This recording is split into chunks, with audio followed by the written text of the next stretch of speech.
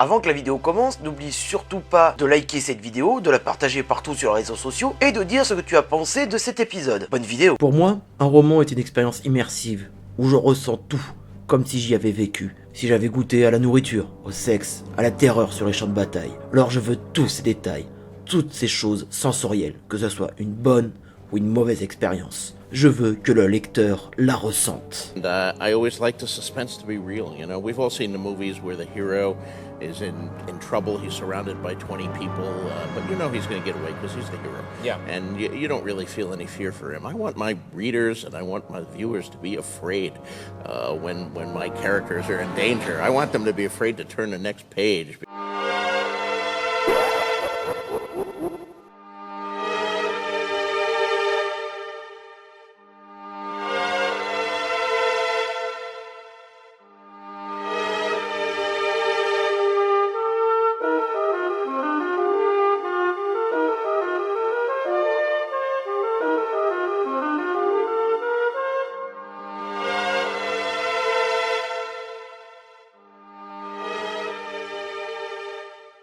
Eh bah bravo Einstein.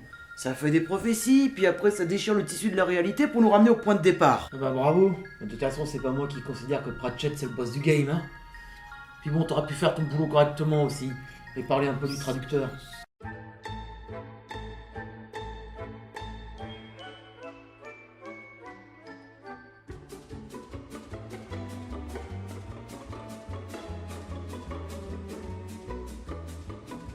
Allez, je ne suis pas le chemin décidé par monsieur, je me tape toute la merde du monde. D'ailleurs, comment on a fait pour revenir ici? J'ai rasé l'anse droit pour échapper à l'autre bouffon. Créer un sanctuaire, c'est une chose pas très facile pour moi. Alors tu seras gentil de garder tes sarcasmes pour plus tard. Et puis bon, tu veux sauver le monde ou pas? De toute façon, s'il y a une prophétie, je vais m'en servir comme un Deus Ex Machina, depuis qu'on a lancé la série avec le Pentacle. Ça te rappelle rien? Non, évidemment, moi j'étais pas encore là, hein. Mais si en fait. Amateur. Pardon? Maintenant qu'on est à l'abri, je vais faire tout ce que j'ai fait depuis le début de cette saison, c'est-à-dire laisser faire la prophétie, m'en servir comme Deus Ex Machina, je vais me poser là et je vais parler de Martin. Il est temps de parler de lui, de cet homme dont les médias tendent à dire que c'est le nouvel écrivain digne de Tolkien. Et je vous préviens tout de suite, cet épisode est garanti sans aucun spoilers et sans aucune théorie fumeuse sur la fin de la série. Après J.R.R. Tolkien et toute la clique d'auteurs et autrices de fantasy de tout beurre, il est temps de parler donc de J.R.R. Martin, l'une des deux personnes par qui la fantasy revient sur le devant de la scène. Donc, Georges Raymond Richard Martin est né le 20 septembre 1948 à Bayonne, dans le New Jersey, pas en France. Et ouais, pas de bol. Fasciné par les comics, il se plongera tellement dans cet univers qu'il gagnera le prix Halley en 1966 pour une fanfiction Power Man vs The Blue Barrier. Bon, en vrai, c'est quelque chose de somme toute classique, dirons-nous entre guillemets, même s'il faut relativiser par rapport à l'époque où ça a été créé. Parce qu'il ne faut pas oublier qu'à l'époque, le Comics Code Authority était encore en vigueur. Ne négligeant pas ses études, il sortira de celle-ci diplômé de journalisme en 1971. Et il passera l'été qui vient à écrire des nouvelles, revenant ainsi à ces périodes où il écrivait des fanfictions qui lui avaient amené sa petite gloire avec son prix Halley. Mais il faut bien gagner sa vie. Martin enchaînera donc jusqu'à la fin des années 70 plusieurs boulots que l'on pourrait qualifier d'alimentaires, jusqu'au jour où il décidera de devenir écrivain professionnel. On a tendance à oublier que le succès et la gloire ne sont toujours pas au rendez-vous au premier livre, c'est même extrêmement rare. Et beaucoup d'écrivains, quels qu'ils soient, vous diront toujours qu'ils ont dû se ravaler leurs idées préconçues et continuer leur boulot alimentaire jusqu'à que la gloire et la renommée viennent à eux.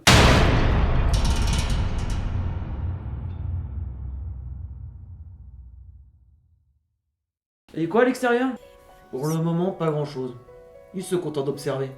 Donc, vous l'avez compris, il faut se pencher sur tout ce que Martin a créé et écrit avant d'arriver au trône de fer. Et en vrai, croyez-moi, il y a une belle brochette. Commençons par Le Roi des Sables, qui est un des exemples les plus connus de ce que Martin a pu écrire. Car cette nouvelle, parue en 1980, lui valut un prix Locus, un prix Hugo et le prix Nebula. Alors oui, pour une fois, je vais peut-être un peu plus m'attacher sur les prix littéraires.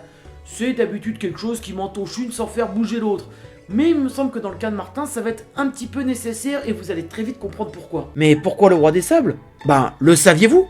Le Roi des Sables a été adapté pour la télévision pour Au-delà du réel, l'aventure continue. Ce n'est pas de la grande qualité, c'est même de la série B comme on en faisait à l'époque, mais il est intéressant de noter que moi-même qui ne connaissais pas Martin lors de sa diffusion sur M6, finalement je me suis confronté directement à ce que pouvait faire celui-ci. C'est assez amusant quand j'y repense. Mais la fidélité de cette adaptation me fait surtout comprendre pourquoi Martin voulait absolument que le Trône de Fer soit le plus proche et le plus fidèle possible lors des discussions qui ont eu lieu quelques années plus tard. L'autre exemple aussi, qui est une adaptation quelque peu différente, est celle du Volcrine, connu sous le nom de Nat Flyers, qui, on va dire, est carrément digne des productions à très bas coût que l'on pouvait avoir à l'époque. Et oui, avant qu'on me le dise dans les commentaires, oui, Nat Flyers va avoir une nouvelle adaptation avec des moyens actuels.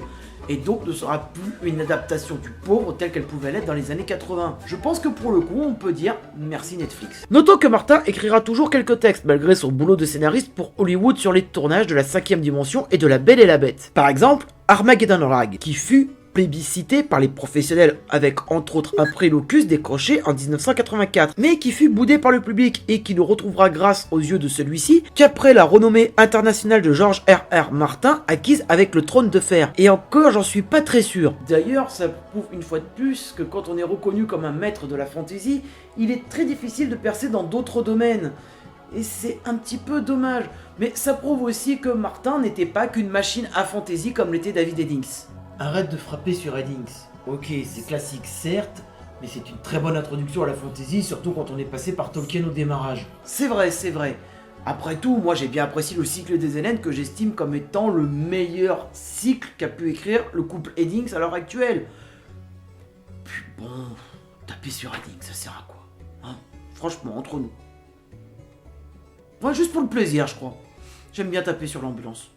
Enfin bref. Un des autres exemples connus est celui de Riverdream, qui est aussi le plus récurrent dans les cas présentés, car c'est ici que Martin s'essaya à l'horreur, obtenu en plus avec un prix Balrog, toujours en 1984. Et pour les plus anciens de la chaîne, j'avais parlé de Skin Trade, une nouvelle policière teintée d'occulte, il y a plus de 2 ans de ça. J'avais trouvé la ressemblance avec le Monde des Ténèbres assez flagrante, mais Skin Trade est sorti avant le JDR du Monde des Ténèbres, ce qui fait relativiser un peu les choses. Et enfin, nous allons parler de l'autre saga connue où George R.R. Martin a participé, qui est celle de Wildcard. D'ailleurs, le saviez-vous ? Wildcard doit son existence au JDR Superworld créé par Chaosium en 1983. Le JDR en lui-même utilisait les règles de Basic, que l'on connaît surtout pour son utilisation dans l'appel de Cthulhu. Donc au cours de cette partie de Superworld, Martin proposera l'idée d'un univers partagé avec tous les autres participants, dont Melinda Snodgrass qui fournira l'idée du virus extraterrestre. Et donc aussi l'ossature commune à toutes les histoires de l'anthologie. Mais bon, Martin en a eu un peu marre de bosser pour la télévision et reviendra sur l'écriture. Et ce n'est qu'en 1996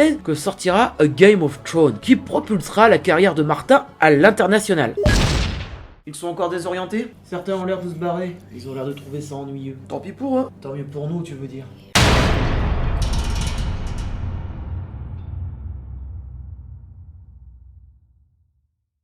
Il faut savoir distinguer 2 choses. Le Trône de Fer a eu 2 vies bien distinctes. La première, c'est à la sortie de la saga en elle-même en tant que livre, qui apporta de nombreux prix littéraires tout en se permettant de changer complètement de registre avec la fantasy que nous dirons classique, explosant littéralement les cadres posés par Tolkien. Et malheureusement, au risque de me répéter, c'est un peu normal avec toutes les parutions de high fantasy qu'il y a pu avoir dans les années 1980. Exit la seule histoire centrée sur une prophétie, un héros qui doit combattre le mal. De plus, l'univers aborde de manière bien plus frontale beaucoup de thèmes qui sont parfois mis en arrière-plan, donnant un aspect beaucoup plus immersif à celui-ci. Non, ici nous suivons un univers vivant sa vie, où les personnages ne sont foncièrement ni bons ni mauvais, mais vivent leur vie selon leurs buts et objectifs. Et ici, nuls sauront, Saruman, roi des Murgots, et j'en passe. Ici, tout se cantonne à un affrontement politique digne des parties d'échecs.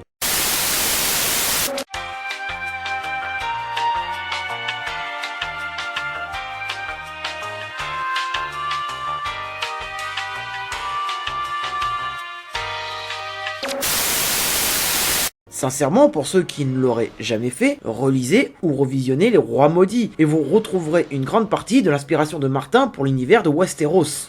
Je lis beaucoup de romans historiques, aussi bien des auteurs classiques, du genre que j'ai lu il y a des décennies, comme Thomas B. Costain ou Frankie Herbie, que des auteurs plus contemporains, comme Bernard Cornwell, Sharon Kane Penman ou Philippa Gregory.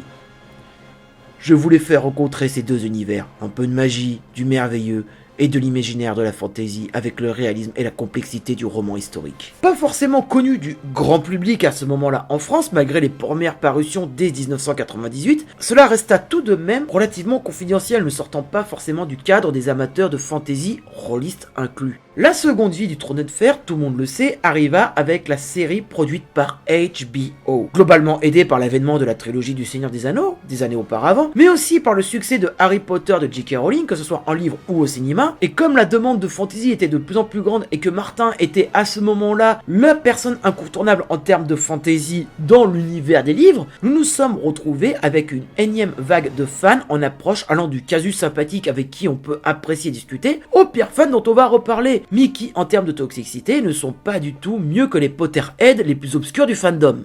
Attention, tu vas les énerver. C'est triste à dire, mais encore une fois, c'est une preuve qu'une minorité complètement teubée occulte une majorité qui aime un auteur sincèrement, mais qui au moins n'en font pas tant fromage. Tu dis pas ça parce qu'on a perdu une amie sur Facebook, parce que tu l'as traité de bisounours quand il y a eu une mort choquante dans la série télé.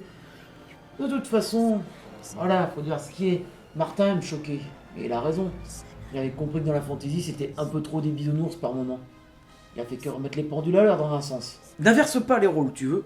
Après tout, ce n'est pas ma faute si nous avons à l'heure actuelle des histoires où les morts sont si peu présentes que l'on pense qu'il n'arrivera absolument rien aux antagonistes auxquels nous sommes attachés. Autant dire que ça n'a pas tardé. Le mélange de fiction historique et de médiéval fantastique a permis de s'affranchir de beaucoup de barrières qui sont disposées par les autres œuvres du genre. En fait, Martin en tant qu'écrivain a réussi littéralement à faire exploser le carcan, mais a aussi influencé maintenant d'autres écrivains, tels Joe Abercrombie, Scott Lynch, mais aussi Daniel Abraham. Je vous le dis tout de suite, je n'ai lu aucun d'entre eux. Que ni moi ni mes alter ego avons eu le temps de lire.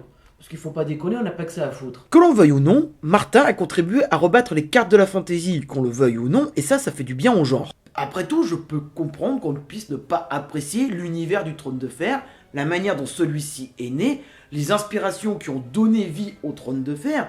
En ce qui me concerne, personnellement, je m'en contrefous. C'est un univers qui est très intéressant et qui a une trame narrative et une façon de faire qui est quelque peu différente de ce qu'on a vu dans la fantasy et qui a beaucoup plu après. Pourquoi ? La principale raison, je l'énoncerai à la fin, désolé, il va falloir être patient, mais une des raisons, c'est aussi qu'à l'heure actuelle, il faut se pencher sur, au moment de l'adaptation, quel genre de roman, quel genre de film, quel genre de série était très apprécié. Beaucoup étaient des happy endings. Et le Trône de Fer prenait un contre-pied parfait à ce moment-là.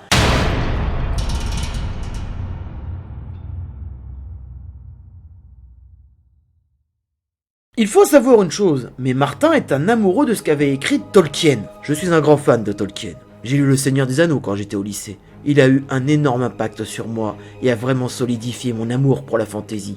Je le relis encore de temps en temps. Mais on peut apprécier Tolkien et écrire autre chose que du Tolkien. Et ça, Martin l'a bien compris. Bon, il n'était pas le seul, puis ça n'empêche pas d'avoir son avis bien tranché sur certaines choses actuellement. Quand j'avais 12 ans, je lisais Robert A. Heinlein, H.P. Lovecraft ou encore Robert E. Howard. Mon Harry Potter, c'était Conan le Barbare. Dans une œuvre de fantasy, il faut de la magie. C'est un ingrédient indispensable, mais la magie, c'est comme le sel dans un ragoût. Trop de sel ruine le goût, trop de magie n'a aucun sens. Harry Potter est un ragoût bien trop salé. Encore une personne qui tire à vue sur Harry Potter, je me demande bien pourquoi. À quoi que pour certains c'est un sport olympique. Martin a su déchaîner les passions dans une ère où internet peut faire un immense rise and fall, et ne montrant pas toujours la bonne face à un auteur, au point que celui-ci réservera un message particulier face aux critiques qui reprochent à Martin de prendre son temps pour sortir son 6ème tome. Well, I find that question, pretty offensive, frankly, when people start speculating about my death and my health. So, fuck you to those people. Bon, heureusement, Internet n'est pas toujours comme ça, mais quand même, on voit qu'une fois adapté, la renommée de Martin ne lui a pas apporté que des gens sympathiques. Puis quand on voit la liste de prix littéraires gagnés par Martin, moi j'estime qu'on peut se permettre d'attendre un peu. Il y a quand même 2 fois 1500 pages qui vont nous tomber encore dessus. Et nous approchons inéluctablement de la fin de la saga, pour le meilleur et pour le pire. Laissons les personnages de Westeros et les flingues là où ils sont. Martin a réussi à redonner le goût de la fantasy à beaucoup de monde en proposant autre chose que le Seigneur des Anneaux ou Harry Potter. Mais avec tous les éloges que je viens de faire, je vais devoir relativiser quelques points. Martin a eu un énorme avantage qui n'est pas négligeable. Quelque chose qui a fait sa renommée aussi facilement que le contre-pied qu'il a pu prendre sur beaucoup de choses à l'heure actuelle, tous médias confondus en termes d'histoire. c'est celui d'être dans un pays comme celui des États-Unis où le rayonnement culturel, ou le soft power si vous préférez, est actuellement le plus important. Maintenant, je vais vous poser une question, et une seule, et je vais vous laisser y répondre dans les commentaires. Et si George R.R. Martin n'était pas anglais ou américain, mais français, allemand, voire polonais, est-ce qu'il aurait eu la même gloire qu'il a eu actuellement ? Mais il ne faut pas oublier que Martin n'est que la nouvelle personne à la vogue, car avant Martin, il y avait eu David Gemmell, mais aussi Terry Pratchett et aussi Robin Hobb, qui ont déjà explosé les cadres de la fantasy, et là nous avons une sacrée divergence en ce que nous proposent les séries télé et le cinéma, et ce qui sont faits en tant que livres. Est-ce que l'avenir nous dira quelque chose ? Je n'en sais rien. À l'heure actuelle, je ne peux que me perdre en conjoncture, mais malheureusement, mon avis personnel, et j'y reviendrai bientôt, est assez pessimiste.